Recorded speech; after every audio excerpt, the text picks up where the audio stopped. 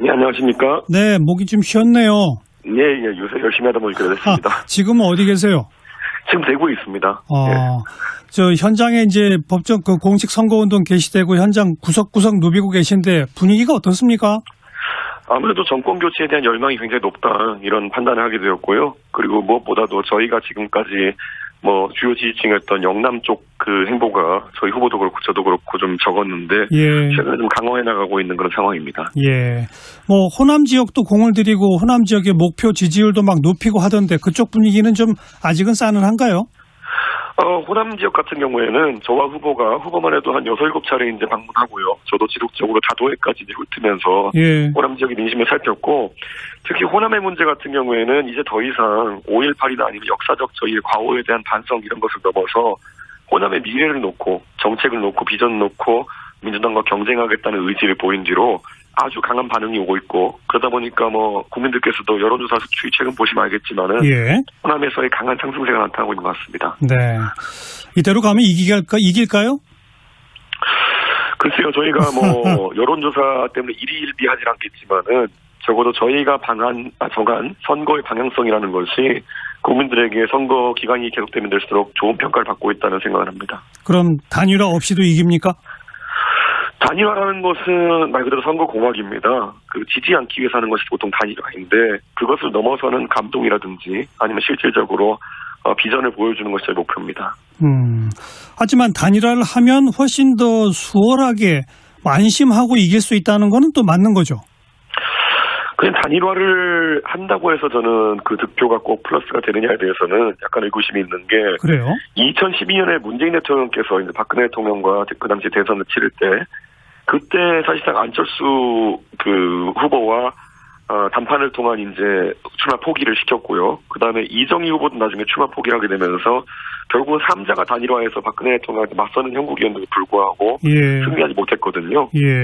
그거 외에도 여러 사안들, 예를 들어 지난 2020년 총선에서는 국민의당이 지역구 후보를 내지 않으면서까지 비례위성 정당을 자처하면서까지 사실상 출마를 안 했는데도 불구하고 저희가 졌습니다. 그렇기 때문에 어떤 예전에 반문연대 결집 같은 것이 2020년 총선에서 성공적이지 않았던 것처럼 이번에도 보면은 가치나 비전이 잘 합쳐지지 않는 경우에 단일화라는 것이 꼭 표의 플러스만으로 작동하지 않는다 이렇게 봅니다. 네. 지금 이제 방금 말씀하신 그런 논리들을 이준석 대표가 줄곧 주장해 오셨기 때문에 야권 일각에서는 단일화의 최대 걸림돌은 이준석 대표다. 이런 말까지 나오는 건 알고 계시죠? 그렇게 말씀하고 싶은 분들이 있겠지만요. 예를 들어 그렇게 따지면은 문재인 대통령께서는 2016년 총선 같은 경우에도 오히려 안철수 대표와 결별한 이후에 이제 총선 승리를 했던 것이거든요. 그리고 그 대통령 선거에서도 사실 안철수, 문재인 그 당시엔 두 분 다 진보 진영으로 그 당시 범야권으로 분류되는 분들인데 분열된 상태에서도 어쨌든 탄핵돼서지만 이겼거든요. 그러니까 저는 결국엔 단일화라는 것이 꼭 승리를 꼭 패배를 의미하는 건 아니다 이렇게 생각합니다. 그러면 안철수 후보가 후보 등록하는 날 기자회견을 통해서 단일화를 공식 제안해서 공식 의제로 올린 거는 왜 그렇다고 보세요? 저는 애초에 국민의당이 이번 선거를 준비하면서 좀 완주를 생각하고 선거를 준비한 게 아니지 않느냐 이런 생각을 하게 됩니다. 그래서 아마 선거라는 게 이제 20일 가까운 긴 기간 동안 치러지게 되는 것인데 이것을 지속할 지금 상황이 되는가에 대해서 다소 의문을 가지고 있습니다. 그러니까 그럼 완주할 생각이 없이 결국 단일화를 염두에 두고 출마 선언을 한 거라고 보신다? 이런 거죠. 저희가 서울시장 선거 때도 그때 보면 김종인 위원장에 대해 가지고 여러 말이 있지 않았습니까?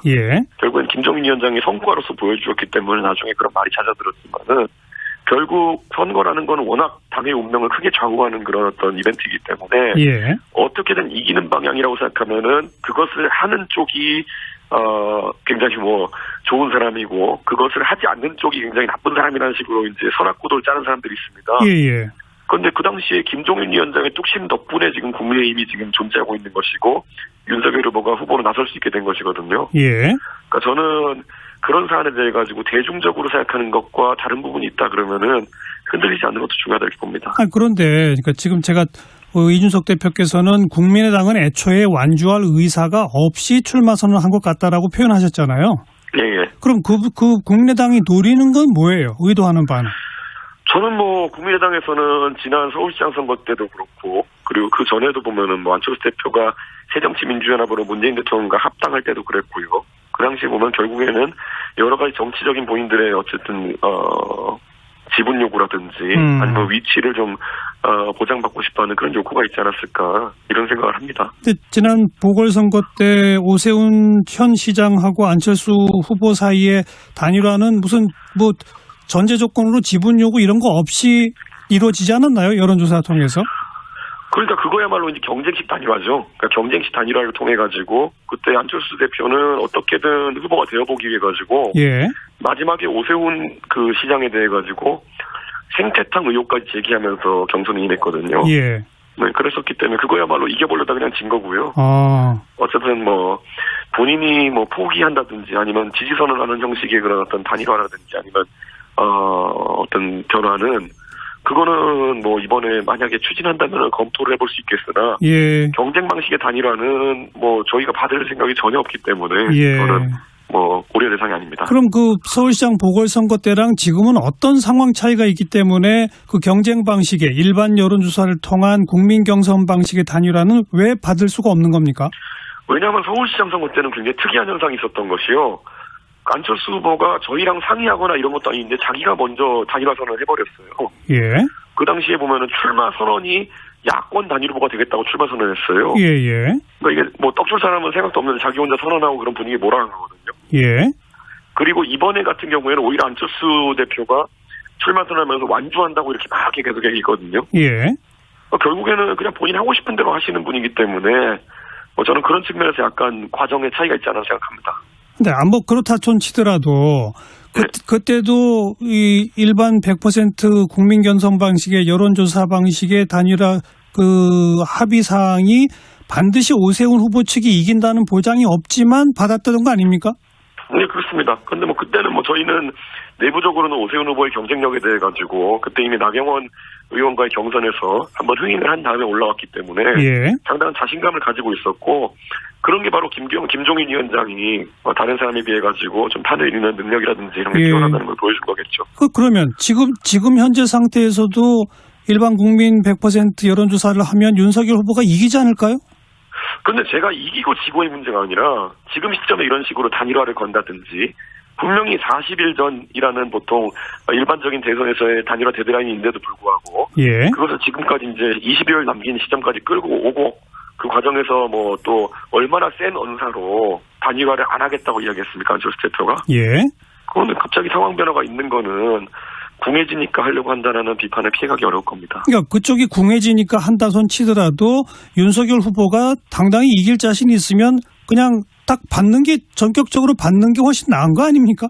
아닙니다. 저는 지금 안철수 후보가 가지고 있는 표에 또 정권 교체를 바라는 표만 있는 것이냐라는 것에 대해서 저희는 의문을 갖고 있기 때문에 예. 나중에 단일화를 한다 하더라도 산술적으로 그 합의 결코 크지 않을 것이다 할 겁니다. 그럼 오히려 단일화를 했을 때 그 100% 여론조사를 통해서 윤석열 후보로 단일화가 됐을 때 지금 지지율보다 오히려 빠질 우려도 있다고 보세요? 그건 아니잖아요. 왜냐하면 이게 아까 설명드렸듯이 안철수 대표라는 분이 예전에 오세훈 시장과의 단일화를 본인 마음대로 이제 선언하고 시작하셨거든요. 예. 근데 그 실제 단일화 여론조사 협상 과정을 기억하신 분이 있다면 얼마나 이제 세세한 것 가지고 어떻게든 이득을 보려고 이제 다퉜습니까? 그 두 번째로는 실제 경선이 진행되는 당일 같은 경우에도 이제 갑자기 기자회견에서 우리 오세훈 후보의 생태탕 의혹을 들고 나온다든지 이런 것은 굉장히 좀 당황스러웠던 모습이었거든요. 예. 이번 대통령 선거에서도 만약에 그런 경쟁 방식의 단일화를 한다고 했을 때 그런 어떤 안 좋은 모습이 나오지 않을까라는 보장이 없다고 봅니다.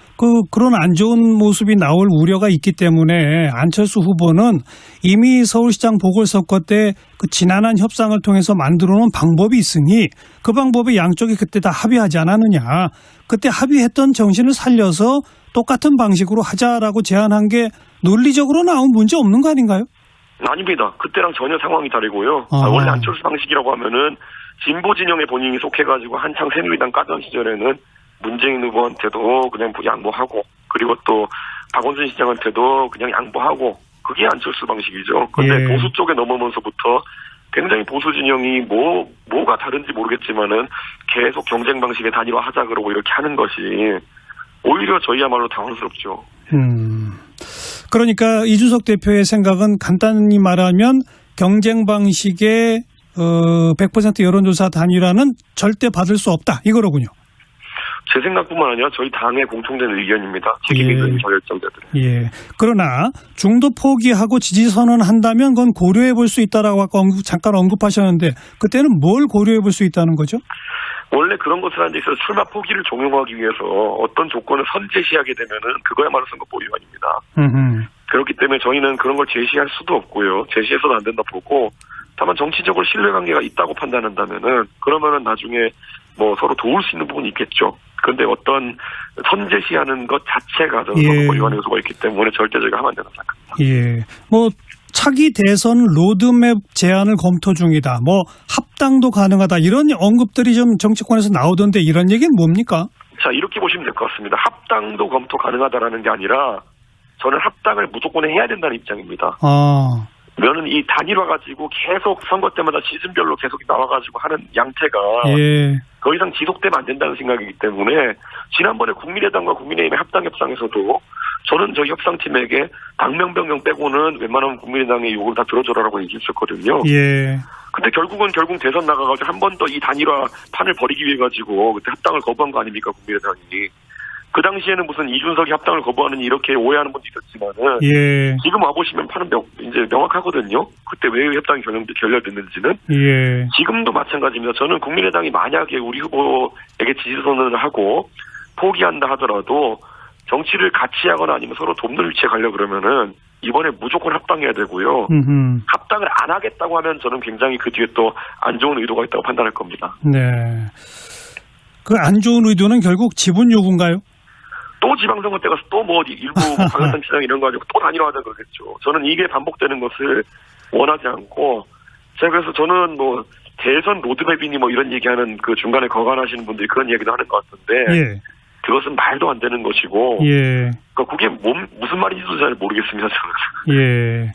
그러니까 지지선언 하려면 반드시 합당을 해서 뭐 지방선거가 됐건 다음 차기 대선이 됐건 당내에서 정정당당하게 룰대로 경쟁하는 것이 옳다 이 말이군요. 그러니까 지금 대통령 선거에서도 안철수 대표가 합당하고 입당해가지고 경선을 치를 기회가 있었음에도 불구하고 우리 당내에서는 본인이 불리하다라고 판단하기 때문에 안 들어왔죠. 결국에는 별도 출마를 해가지고 그것도 당원 당규상으로는 그게 안 되는 걸로 알고 있습니다만은 후대는 가능하다 이래가지고 나와가지고 지금 단일화판을 또 벌린 거 아니겠습니까? 저는 이런 면에 있어가지고 이게 반복되면은 저희 진영은 아니 제가 계속 표현하지만 진보 진영에 있을 때는 그냥 덜렁덜렁 단일화 포기 이런 거 하시더니만은 보수 쪽에 오시면서 계속 무슨 뭐 선거 때마다 이렇게 하시면은 선거 전략을 짜고 또 선거를 지휘해야 되는 사람 입장에서는 굉장히 피곤합니다. 네. 하지만 또 안철수 후보 입장에서 보면 그 당시에 국민의힘에 입당해서 당내 경선을 치르면 자기가 대통령 후보가 안 될 게 뻔한데 들어오겠습니까? 그래서 그게 사리사욕이라는 겁니다. 네. 본인이 뭐 2, 3년 전까지만 하더라도 가열차게 보수 세력을 비판하고 그렇게 했던 시절을 넘어서가지고 이제 사실 진보 진영에서 본인이 설 공간이 줄어드니까 그걸 보수 진영으로 넘어오는 그런 모양새가 확실히 진행됐던 것인데 정작 보수 진영에서 정치하고 싶은데 국민의힘에 들어가서 할 그런 어떤 생각은 없다라고 한다 그러면은 그거야말로 뭐로 받아들여야 할지 모르겠습니다. 저는. 네. 가능성은 어느 정도로 보세요? 안철수 후보가 중도 포기하고 지지 선언할 가능성은? 글쎄요, 저는 뭐 생각하는 건 있지만은 예측해서 이야기하지 않겠습니다. 이제 더 이상 언급하는 것 자체가 이것에 대해 가지고 저는 이 단일화판이라는 것에 대해 가지고 관심이 지속되는 것을 원하지 않습니다. 뭐 다음 주 월요일 법정 1차 TV 토론 전후해서 윤석열 후보와 안철수 후보가 1대1로 만날지도 모른다. 또 이런 기사들이 나오던데 이건 근거가 있는 겁니까? 뭐 그렇게 이야기하는 분도 있겠지만요. 그때 이미 시각 차이가 좀 있지 않았습니까? 우리 후보는 신뢰가 있으면은 뭐 만나 10분이면 얘기되는 거 아니냐. 그랬더니만은 또 안철수 후보 측에서는 10분 갖고는 안 된다 이랬잖아요. 근데 저희가 그냥 상식적으로 국민들이 보시기에 10분 이상 왜 필요할까요?